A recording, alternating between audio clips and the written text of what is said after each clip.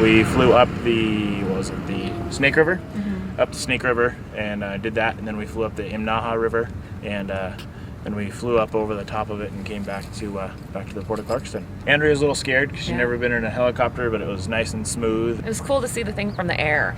You know, you don't get that opportunity that often. And It was neat flying up the Imnaha because it felt like you could just reach out and touch the rocks in some of those spots, how close it was, and it was flying, you know, underneath the high wall of the canyon, flying in the middle of it, and then it was neat because Robert took us up to the top and then flew us over the top of it, and you could really look down and see what you were flying through, and then got to see the whole valley.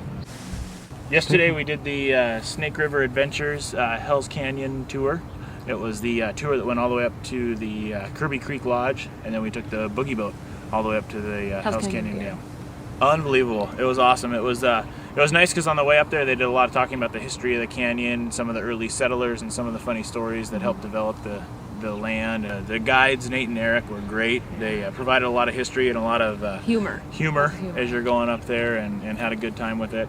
And a lot of knowledge about, you know, they were telling us at one point, you know, you're going over water that's 120 feet deep, and then now you're over water literally 100 yards later that was only 5 feet deep.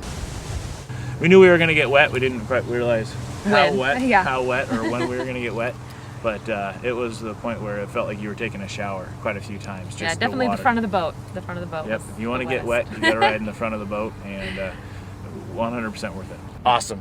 Totally awesome. Awesome.